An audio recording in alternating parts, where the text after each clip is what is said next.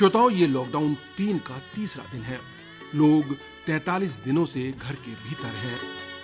यूं तो ये हताश परेशान करने वाली स्थिति है, पर आदमी है कि अंधेरों में भी रोशनी ढूंढ लेता है, विपरीत परिस्थितियों को भी अपने अनुकूल बना लेता है।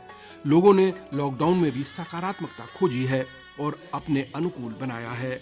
हम लगातार ऐसे लोगों से आपकी मुलाकात करा रहे हैं जो लॉकडाउन में घरों पर रहकर दिए गए सभी दिशा निर्देशों का पालन कर रहे हैं और कुछ नया कर रहे हैं। इसी क्रम में आज हम आपकी मुलाकात रंगमंच से जुड़े कुछ नामचीन लोगों से करा रहे हैं। वे कैसे घर पर रहकर खुद को मोटिवेट कर रहे हैं और दूसरों को भी, और ये भी कि वे क्या कुछ नया कर रहे हैं। तो आइए मिलते हैं ऐसे ही कुछ रंगमंच के नामचीन लोगों से।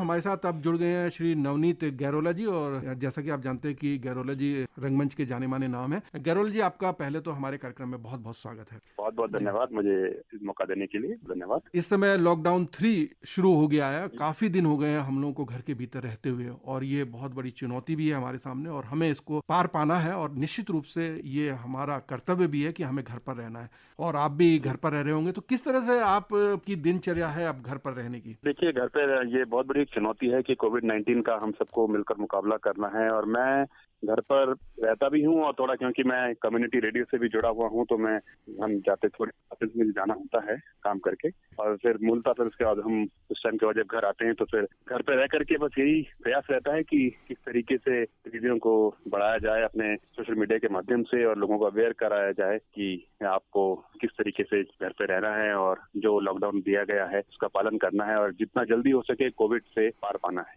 आपने बताया कि आप कम्युनिटी रेडियो से जुड़े हैं, तो कम्युनिटी रेडियो पर भी इस तरह के प्रोग्राम आप कर रहे हैं? हाँ, निश्चित तौर पर कम्युनिटी रेडियो पर हम लोग समय समय पर अवगत करा रहे हैं, और जो भी गतिविधियां, सामाजिक गतिविधियां हो रही हैं उससे अवगत हम लोग करवा रहे हैं लोगों को। और अवेयरनेस कैंपेन, जितना एक कम्युनिटी रेडियो का जो दायित्व होता है कि लोगों तक जागरूकता पहुंचाई जाए और उनकी बात आम जनता तक पहुंचाई जाए, पहुंचाने का प्रयास हम लोग कर रहे हैं। आप रंगमंच करते रहे हैं, तो रंगमंच की उसमें कुछ भूमिका हो सकती है जागरूकता फैलाने में? देखिए, थोड़ा जहाँ तक रंगमंच की बात है, हाँ, इस वक्त जिस तरीके से सोशल मीडिया ही एक सबसे बड़ा इसमें एक माध्यम माना जा रहा है, क्योंकि रंगमंच, अगर हम जागरूकता अभियान की हम बात करते हैं तो रंगमंच जैसा होता है कि आपको प्रोसीनियम में करना होता है, या फिर अगर आप रंगमंच की एक विधा जो नुक्कड़ होती है, वो नुक्कड़ जो है आपको करने होते हैं जा करके, तो वहाँ पर जो है लोगों को इकट्ठा होना होता है। तो उस तरीके की एक्टिविटी तो नहीं हो पा रही है, लेकिन हाँ, बहुत सारे हमारे साथी और हम लोग जो है कुछ इस तरह की चीजें कर रहे हैं कि छोटे छोटे घर पे ही अपने अवेयरनेस वीडियो बना करके और उसको लोड कर रहे हैं सोशल मीडिया के माध्यम से, क्योंकि रंगकर्मी होने के नाते हम सब जिस तरीके से लोगों को अवेयर करवाना है समाज में जाकर के, तो इस वक्त हम लोग काम नहीं कर पा रहे हैं, लेकिन जो एक सबसे बड़ा जो एक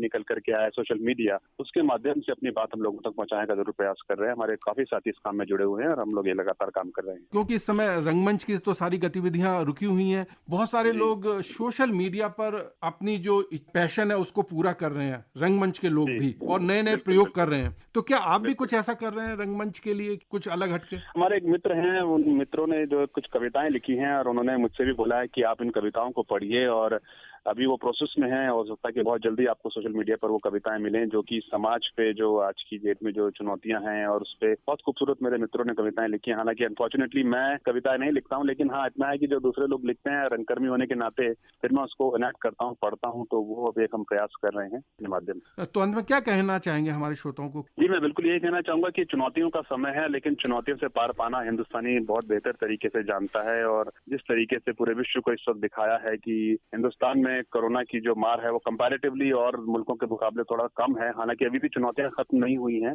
और जिस तरीके से लॉकडाउन का सभी देशवासी पालन कर रहे हैं, और माननीय प्रधानमंत्री जी और भारत सरकार और राज्य सरकार ने जिस तरीके से कहा है कि आपको जिन भी चीजों को, जो गाइडलाइंस हैं, उसको आपको फॉलो करना है, तो उसी तरीके से हम सभी को उनको फॉलो करते हुए अपने घरों में सुरक्षित रहना है और अपने को बचा करके रखना है। और जैसा बार बार कहा जा रहा है कि अगर हम बाहर जा रहे हैं तो मास्क का प्रयोग करना है, हाथ आपको धोने हैं, सोशल डिस्टेंसिंग मेंटेन करनी है, और निश्चित तौर पर बहुत बड़ी एक चुनौती है और उसको हम अवश्य पार पाएंगे। नवनीत जी, आप हमसे जुड़े और आपने अपने विचार साझा किए, आपका बहुत बहुत शुक्रिया, आभार।